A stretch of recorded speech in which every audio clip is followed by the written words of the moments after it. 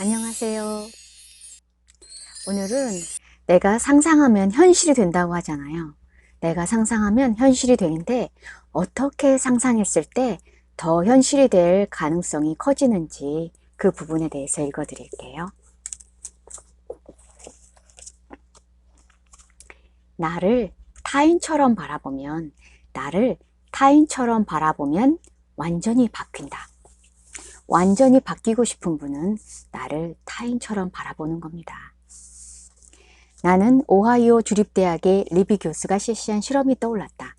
그는 2004년 대선을 하루 앞두고 대학생 146명을 두 그룹으로 나눴다. 그리고 A그룹 대학생들에게 주문했다. 내일 투표장에서 여러분이 투표하는 모습을 각기 1인칭으로 떠올려 보세요.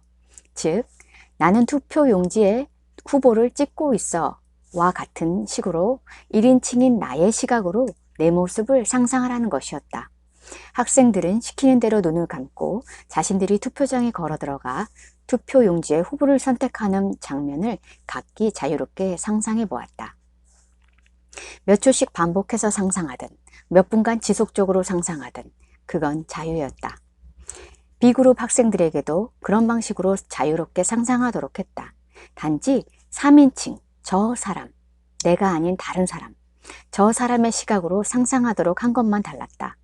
여러분이 투표하는 모습을 저 사람은 투표용지에 후보를 찍고 있어 라는 식으로 떠올려 보세요.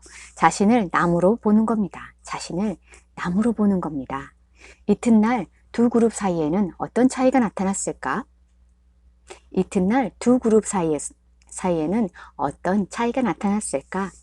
자신이 투표하는 모습을 1인칭의 시각으로 상상한 학생들은 72%가 투표했지만 3인칭의 시각으로 상상한 학생들은 무려 90%나 투표장에 갔다.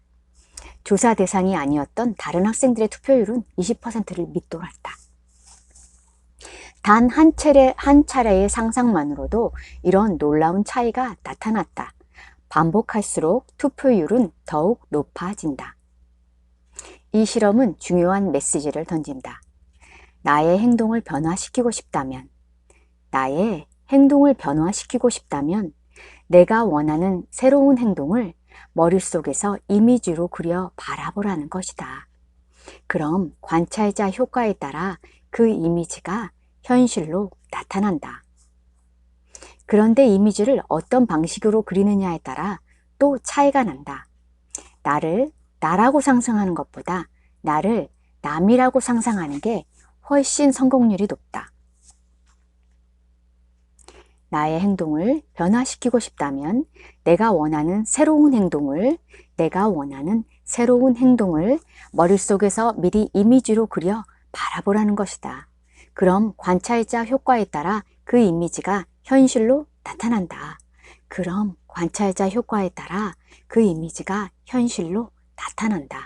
그런데 이미지를 어떤 방식으로 그리느냐에 따라 또 차이가 난다. 나를 나라고 상상하는 것보다 나를 남이라고 상상하는 게 훨씬 성공률이 높다. 예를 들어 자신을 A라는 이름의 낯선 사람으로 보아도 좋다. 왜 이런 차이가 날까? 나의 눈으로 나를 바라보면 나의 감정에 휘말려들어 나를 객관적으로 바라보지 못한다. 그럼 선명한 이미지 형성에 방해가 된다. 하지만 나를 남이라고 상상하면 나를 객관적으로 바라볼 수 있어 이미지가 더 선명해진다. 이미지가 선명할수록 제대로 바라보게 되고 현실로 나타날 가능성은 그만큼 더 높아진다. 리비 교수는 이렇게 설명한다. 잠재의식에 새겨진 뿌리 깊은 습관은 잠재의식이 바뀌지 않는 한 고쳐지지 않아요. 잠재의식에 새겨진 뿌리 깊은 습관은 잠재의식이 바뀌지 않는 한 고쳐지지 않아요. 의지력에는 한계가 있죠. 머릿속에 그린 이미지를 제3자의 눈으로 객관화하면 우리 잠재의식은 이를 당연히 받아들여 믿게 되고 이렇게 믿음의 강도가 높아지면 분명한 현실로 나타나는 것이다.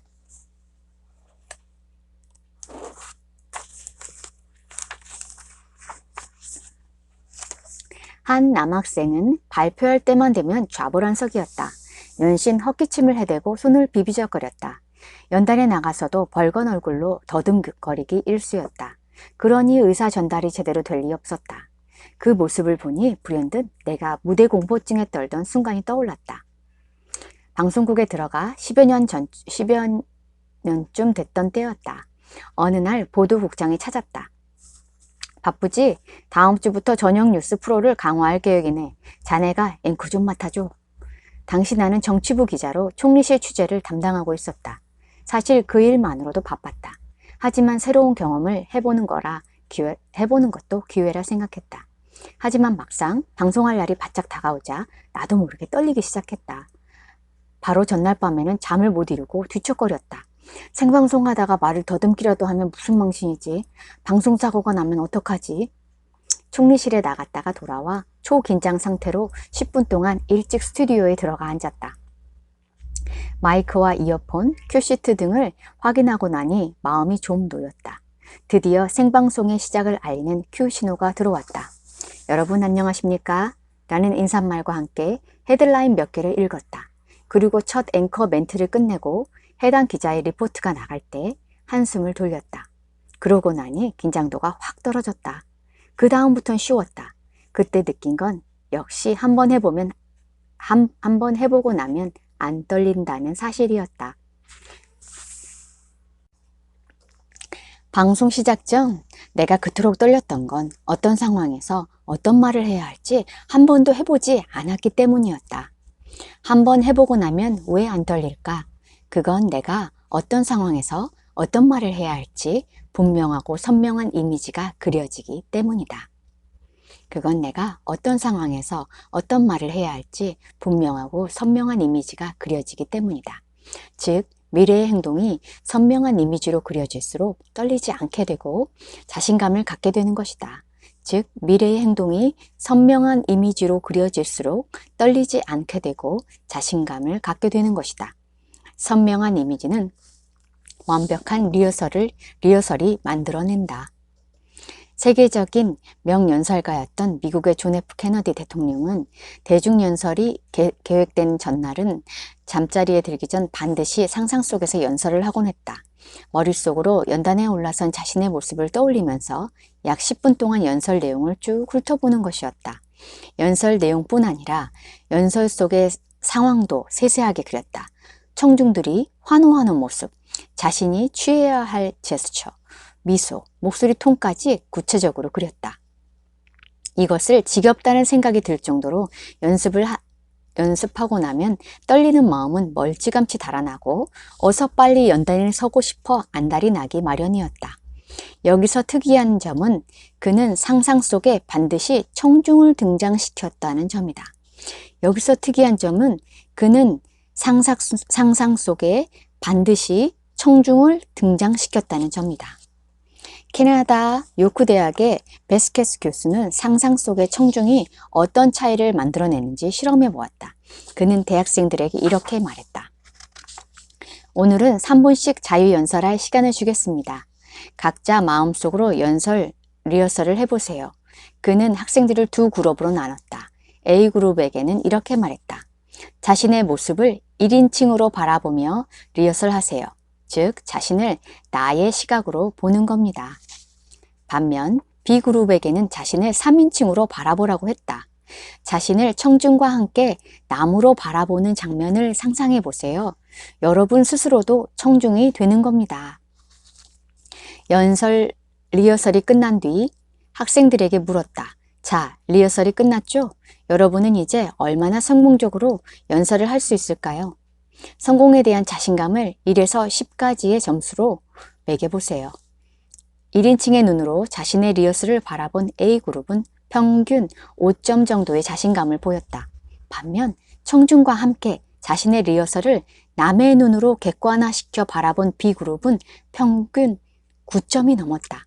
다수의 청중들로 하여금 자신의 리허설을 바라보도록 하면 왜 이처럼 자신감이 껑충 뛰어오를까? 다수의 청중들로 하여금 자신의 리허설을 바라보도록 하면 왜 이처럼 자신감이 껑충 뛰어오를까? 베스케스 교수의 분석은 이렇다. 한 사람이 한 가지를 바라볼 때 변화가 일어난다면, 한 사람이 한 가지를 바라볼 때 변화가 일어난다면, 여러 사람이 한꺼번에 바라볼 땐 더 큰 변화가 일어나는 건 당연하죠. 지켜보는 사람들이 많아질수록 자신을 더욱더 객관적으로 바라볼 수 있기도 하고요. 나를 타인의 눈으로 바라보면 완전히 바뀐다. 나를 타인처럼 바라보면 완전히 바뀐다. 나를 타인처럼 바라보면 완전히 바뀐다.